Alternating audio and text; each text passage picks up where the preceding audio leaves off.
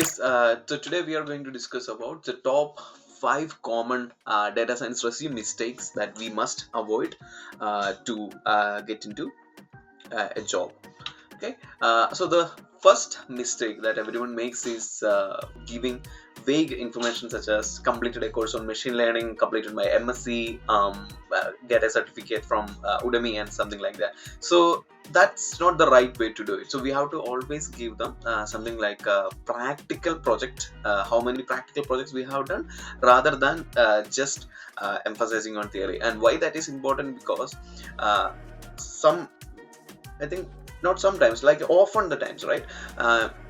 The reviewer is not exactly the technical guy. The first screener might be always goes through an HR, and from there this goes to the particular team or the technical person of interest. So in that stage, right, there is a lot of filtering happens, and they have a certain criteria that they are checking into. So that's not always theoretical stuff.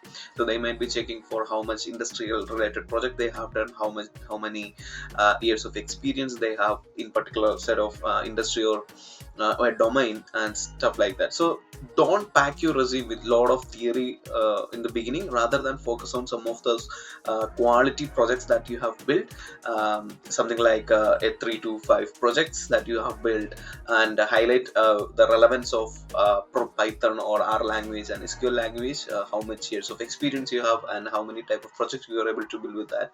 So those were much can make more impact than just mentioning completed a course of machine learning. And the biggest example I have given is, instead of just saying completed a course on machine learning, you can always put that as something like I built a predictive model for customer or reducing customer churn by 22% using a random forest algorithm on a data set of 100 million records. So that goes much better, right? That's pitched in a much better way, rather than giving a generic introduction, something like I have created or I have gained a certificate. So that's the first mistake. Always try to avoid that.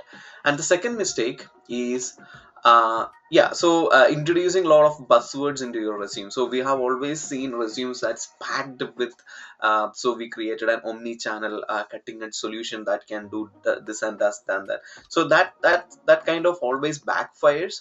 So why? That's because a lot of the times, right, like I mentioned in the before, the HR or whoever actually sees that, they get to see that you have put in all the buzzwords just to go through that ATS system, but they have some kind of a radar as well, right? So they will get to know it's only just full of buzzwords. They don't have anything to back it up. So always make sure that it's not only about buzzwords. It's actually about you are showing your evidence of skill. So how much experience, or how much you have done with some of those technology, actually goes too far.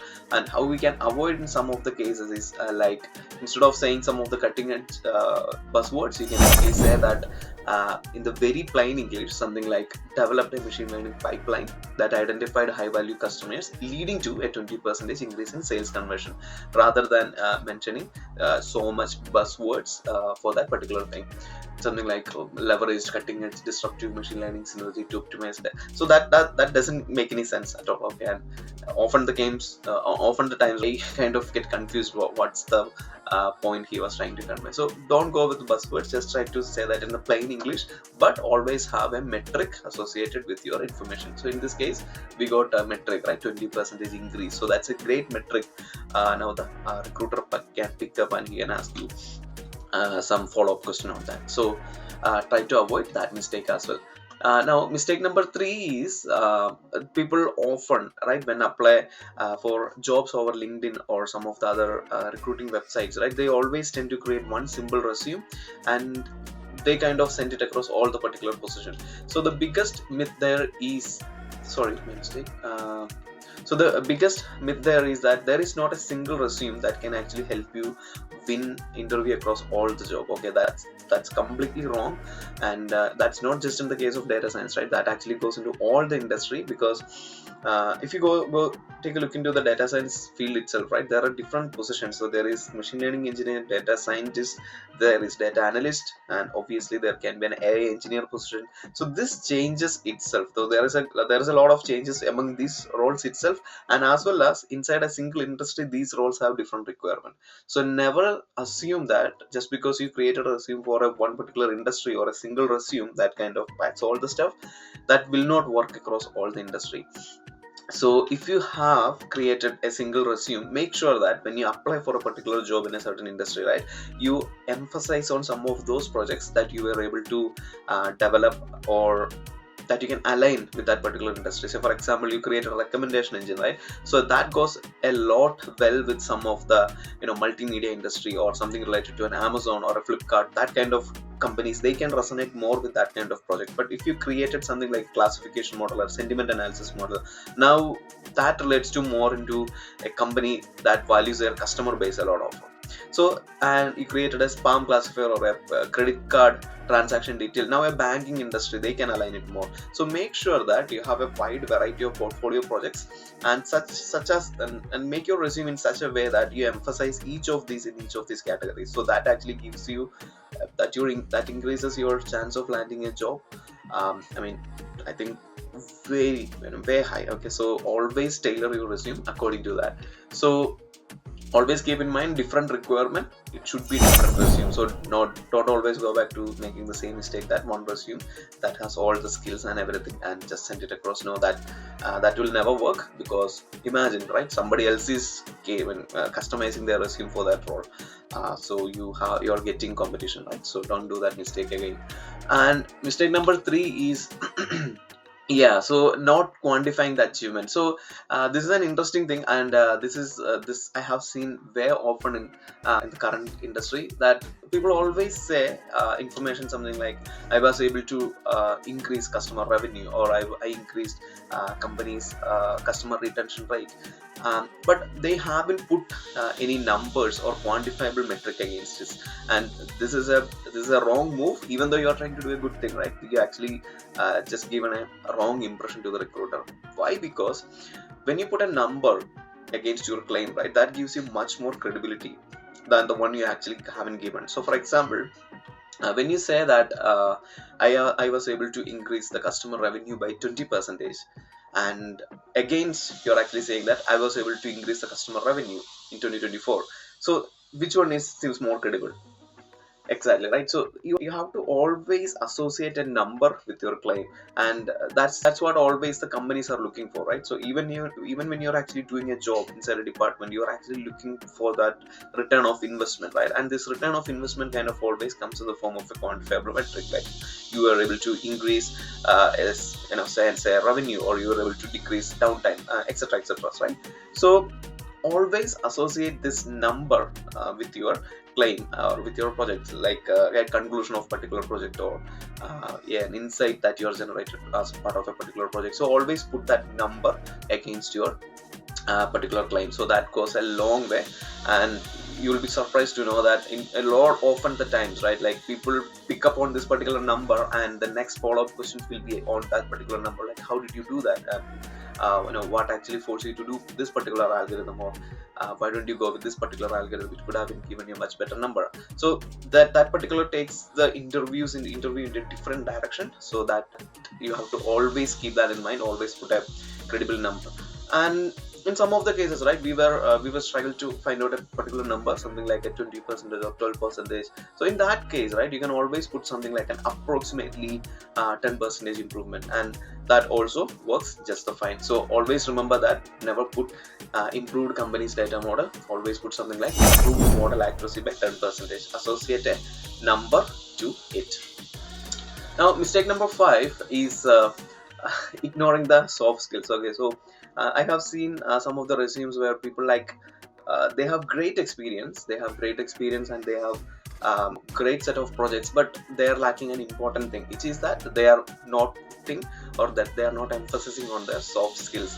So we should understand something, that data science is a very technical, and it's a very complex field, right? So if you cannot explain that insight or something that or that particular model, or how that particular model works to your audience in most of the case your audience will be a business SME or a higher stakeholder, right? So they won't understand the technical integrity things that we are trying to say. Something like the R square value was so good, so we did a chi square test and it came this way, so that's why we are doing that and that. So they won't understand, right? So you have to have that understanding that a very complex topic, you should have an intuition to break it down to smaller chunks. And trust me, that's a skill. So there are a lot of different videos and some things out there that can enhance your storytelling abilities. So if you are struggling on that aspect, I really suggest you to improve some of those storytelling abilities first, and ask for opportunity to present to wider audience, and so that you can improve some of those skills. And when you get some of the questions right, you will actually get to see that, oh, so that's some of the aspect I should break it down to smaller concepts, so that the guys can digest. And that actually goes a long way. And the one we want to focus is put a dedicated section in your resume, something like soft skills. So you can always title them as soft skills, and you can give them a individual tags, something like presentation skills, or the ability to divide complex topic into layman terms. All these stuff you can put in your soft skills. Okay, now that kind of gives the interviewer a lot more picture about you and your overall landscape. So technical as well as the presentation skill, and the how to divide a complex topic into smaller chunks that your wider audience can digest. So that kind of gives you that entire picture for the interviewer, and that kind of improves your entire that improves your interview chance a lot. Trust me on that. So that's also something you can always add in your resume. And so all that stuff I said, please must add in your resume. And some other tips I should always give is, like, always update your LinkedIn profile to the I think last month or something. Always keep checking on it, and make sure that you have a proper GitHub repository. And the third one is, I find it pretty funny. I mean, unless you are a managerial role or a senior architect kind of a role, right, or a senior data scientist with at least 8 or 9 years of experience, you must not have a resume that is more than one page.